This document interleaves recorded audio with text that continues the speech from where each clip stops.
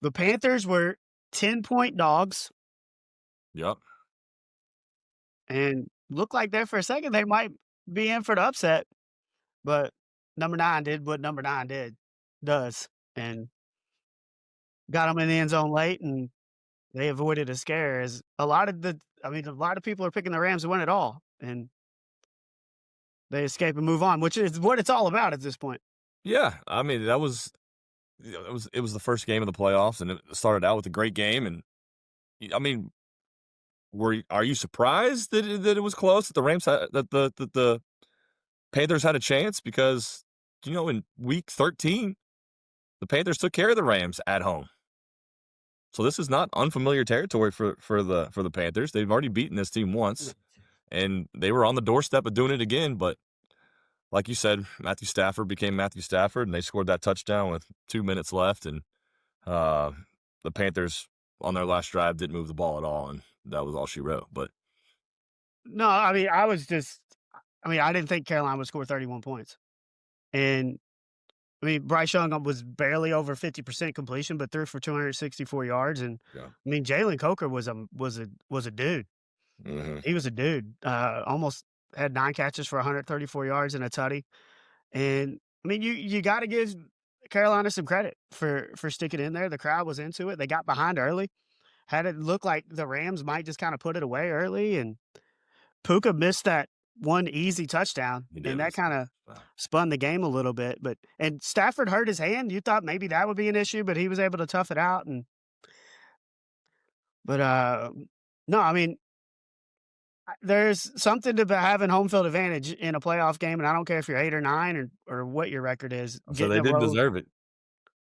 But still, getting a road playoff win and figuring out a way to survive. That's what the playoffs are all about, and you got to give Stafford credit, and I think that's why he's probably going to be the MVP. Yeah. No, no, you're right. You're right. And then the Bears do what the Bears do. How do they keep doing it? I don't know. You're down 11 late, You're down, what, at 18 in the fourth? down 18 going to halftime. Yeah. Um, and these fourth down plays that Caleb Williams continues to make when everything's on the line. What is this? His 7th game winning drive of the year when they needed a drive to win it late, and they're Yeah. 11-6, meaning 7 of their 11 wins have come on their last drive, which is the only time I bet it is when I bet it against the Niners, the one time they didn't do it. So for all the Bears fans out there, I will not be betting on the Bears late because that will ruin their run. I don't want that on me.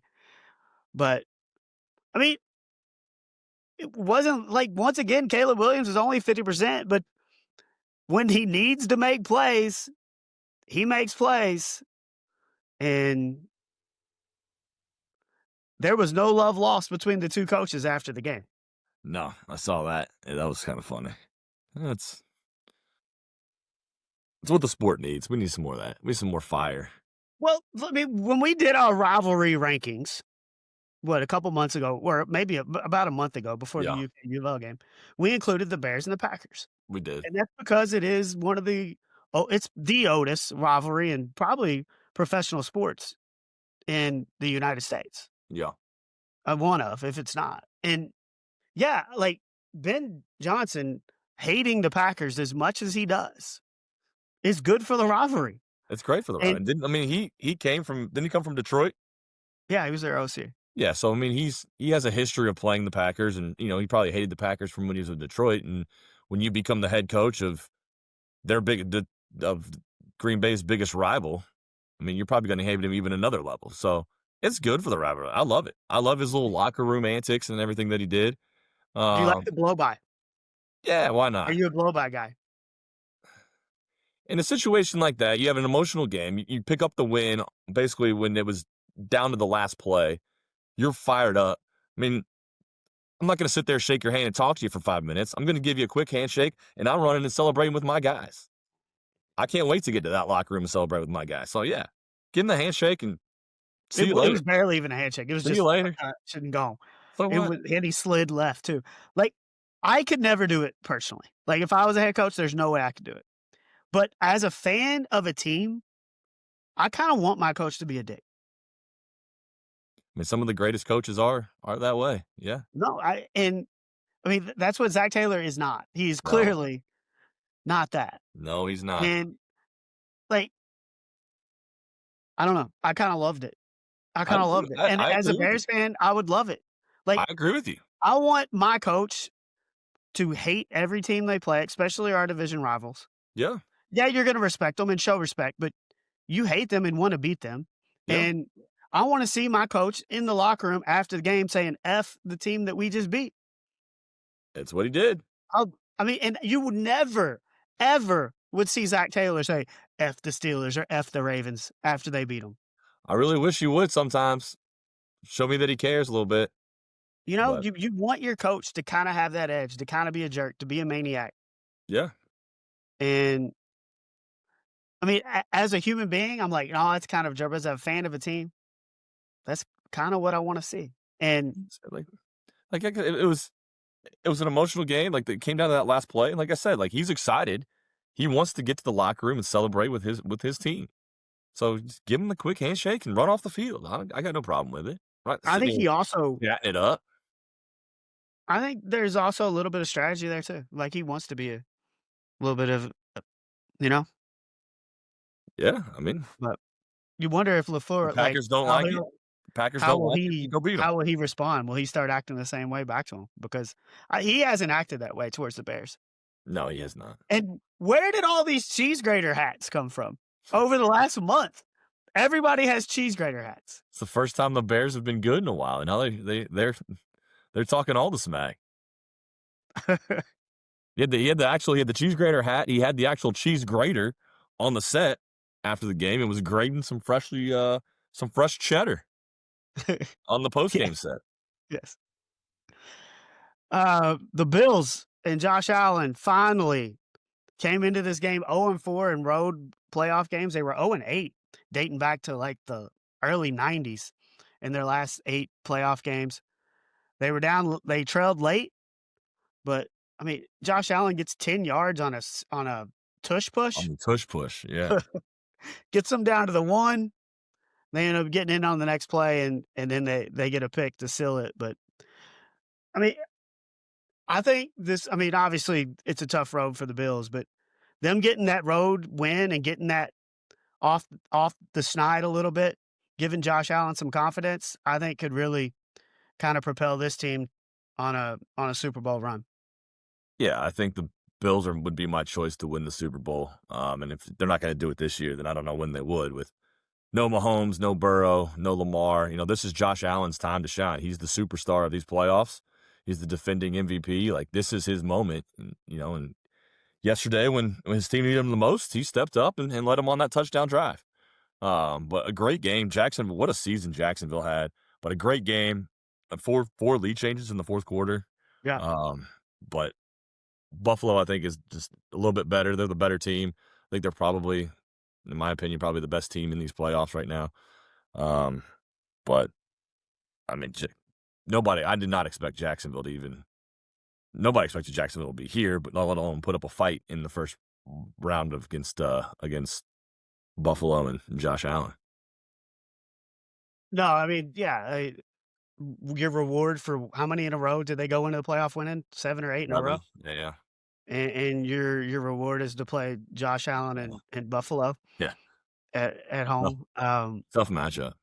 Yeah, definitely a tough, and I mean, you're getting the best quarterback in the playoff, and I mean, there's nothing to hang their head about for Jacksonville, and I don't know if you saw the post game, I did, yeah, but there was a reporter, that was basically saying what we're saying, and saying the coach, and you can kinda see that Liam Cohen is down. I mean, you just got beat. You're exhausted, you're disappointed, yeah. and she's just like, "No, great season, like, keep your head up." And you could see his face kinda lighten up He did. I in the think you middle could of it, tell he appreciated what she was saying to him. and there's a lot of people that are saying, "You know what? That's not really acceptable in a press conference. That's not what a reporter should be saying to a coach. What's your take on that? Why not? It's not like it's a regular season game. You're like, man, keep your head up, coach. You almost pulled that one out here in week 13. No, his season is over, and it was a great season. To me, he's probably should be coach of the year, NFL coach of the year. You know, you take a Jacksonville Jaguar, you had the number 2 overall pick in the draft last year. You were terrible. And not only did you win the division, you won the division winning 7 straight games. You're hosting a playoff game. You're taking the Buffalo Bills, who were probably the Super Bowl favorites, with the defending MVP down to the wire in a game that you could have and maybe should have won at the end there. I got no problem with it. Like, the season's over. Like, now, if not, that's not the time, when's the time? Because she's not going to talk to him No. again. She's not going to talk to him again until next season.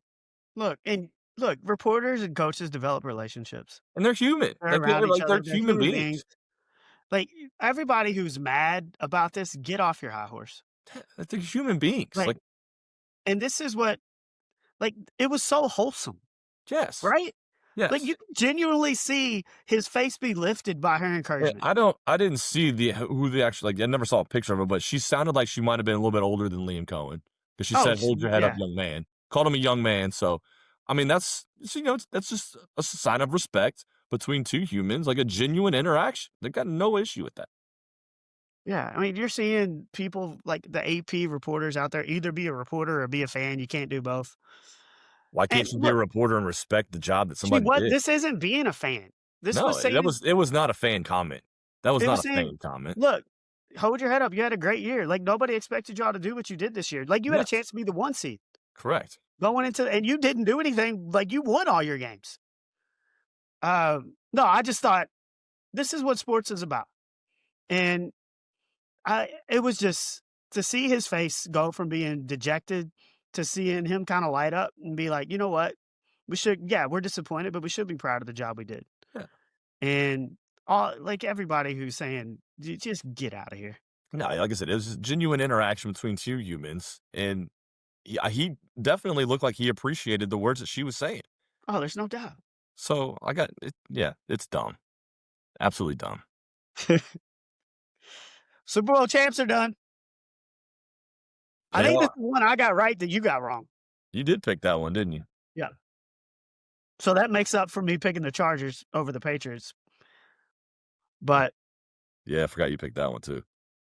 I mean, the Jawan Jennings touchdown pass to Christian McCaffrey. I mean, Christian McCaffrey, I know he only had 100 total yards, 50 rushing, 70 receiving, but and I know that they're handing probably the MVP trophy to Stafford or maybe Drake May, but Christian McCaffrey needs to be talked about more for the MVP for what he does.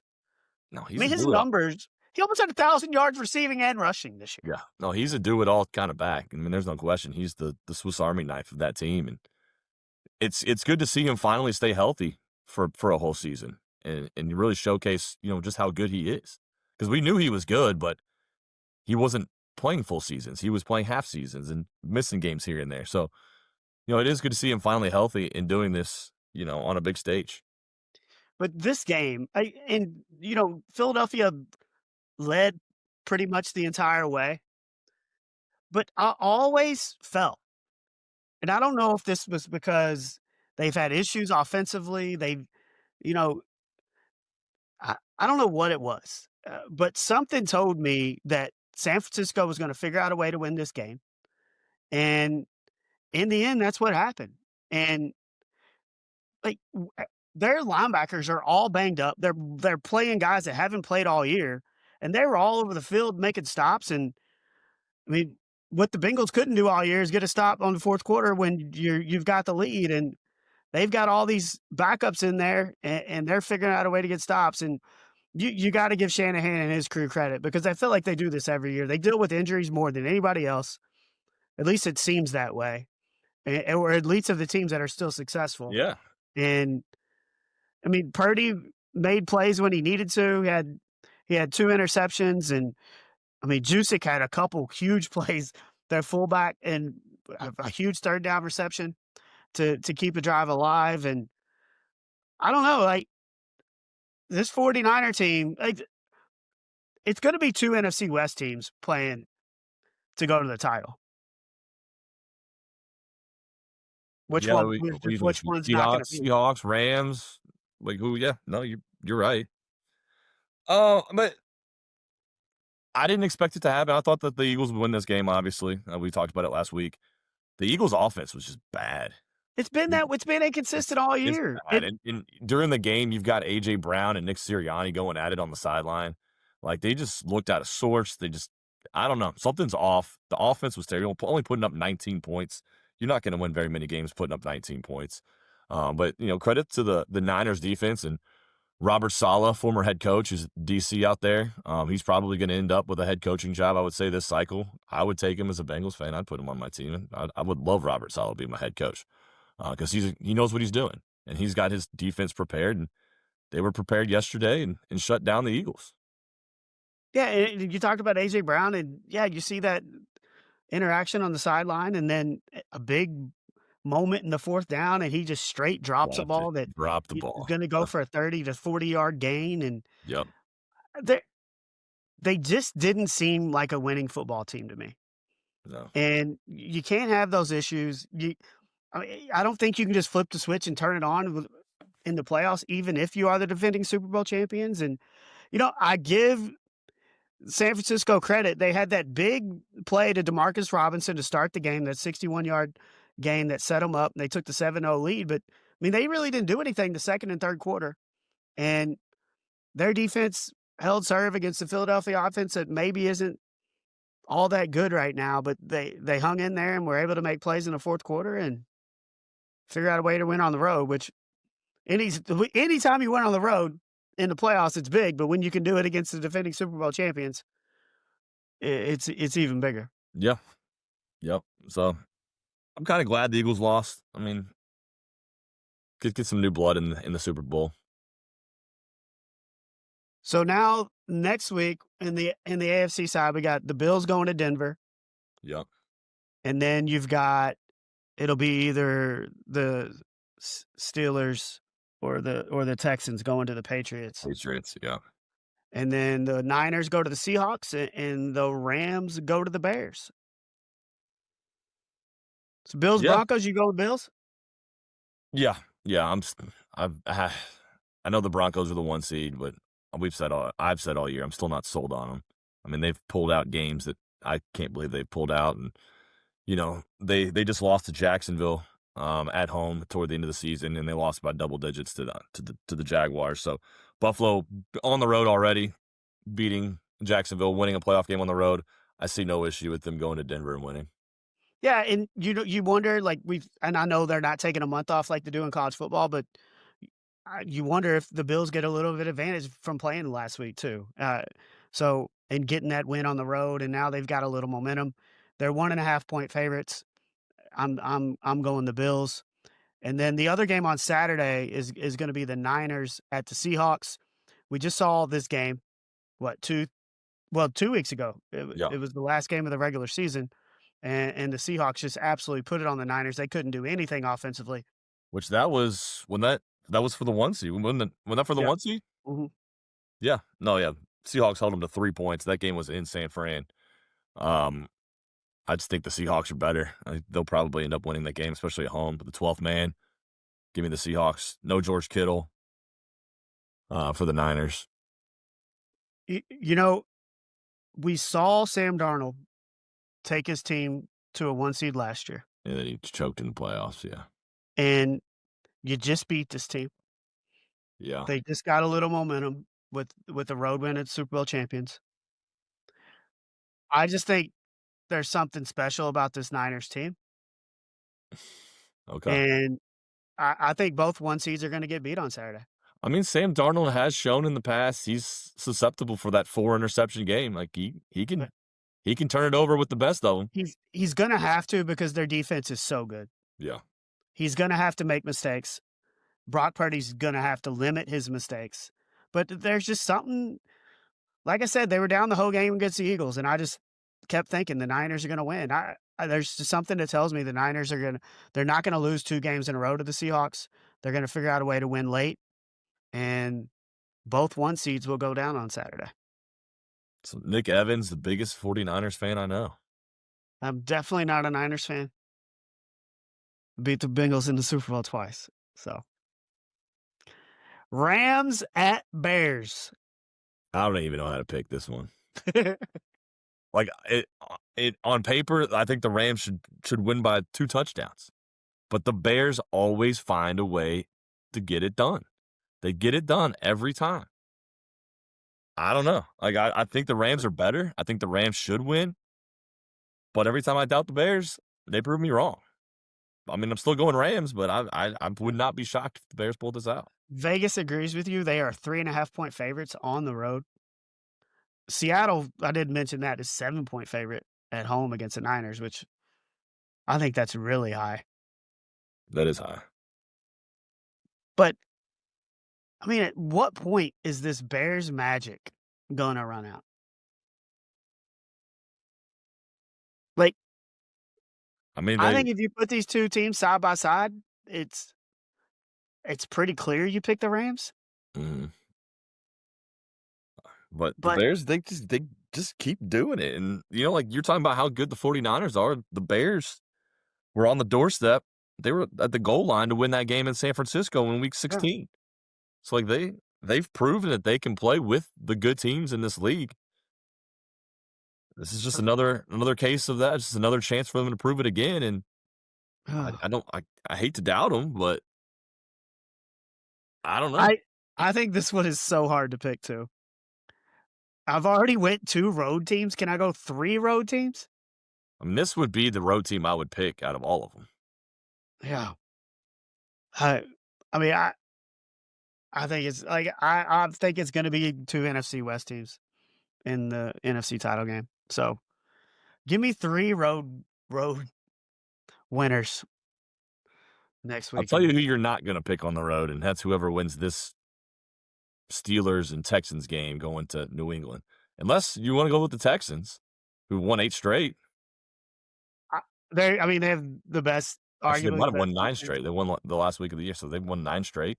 They have arguably the best defense in the NFL, but I'm not after seeing what the Patriots did last night, I mean, their defense is incredible, and Drake May's why I trust the Patriots and why I don't trust the Broncos, because You think I he's better just than Bo Nix? yeah, I think he's More trustworthy than Bo I Nix? absolutely I think he's proven that, and, yeah, Bo Nix has had some great games. I don't trust him game in, game out. I think it's kinda scary what New England's building after what they did under Tom Brady a little I bit don't to know, me I hate it. with Vrabel, with I mean, Drake May. Mike Vrabel's the X factor there. He comes in, cleans it up, and look what they turn themselves into a 2 seed after being the worst team in football for, like, the last 2 to 3 years. Yeah, but But no, I mean, I don't care if they play the Texans or the Steelers. I'm going Patriots in and that it's one. not surprising what Vrabel's doing. I This just is after I picked them to get upset last week just 'cause I was Yeah, but it's not surprising what Vrabel's doing there. I expected them to and I thought he was gonna do a great job and make them good. I just can't believe it. He happened in 1 year. It's like the Signetti of NFL football right now. well, when you get a head coaching job, what is the most important thing? Players, Well, and specifically, good players, well, and a quarterback. and a quarterback, yes. You can't win in this league if you don't have a quarterback. And when you take a job, I mean, can you? I mean, you look at Jacksonville, like, we talked about Trevor Lawrence going down that road of, maybe he's going down the road of Tua and falling apart, and his career might have been over, and he gets Liam Cohen injected into his veins, and all of a sudden Jacksonville becomes Well, Neil, a he's great a team. former first overall pick. I know that, Like, but I mean, people were ready to move on from him. yeah, but I'm just saying, like, the most important position and maybe of all sports is a quarterback. It is. And when you take a job at a new team and you go there and you've already got Drake May, who's got a little bit over a half a year under his belt where he showed promise, that's a benefit. But see, And that's the difference between Vrabel and Cohen, is Vrabel's going into New England where Drake May's only been there he's still raw, he's only been there for a year, maybe played a half a year last year because Jacoby Brissett started.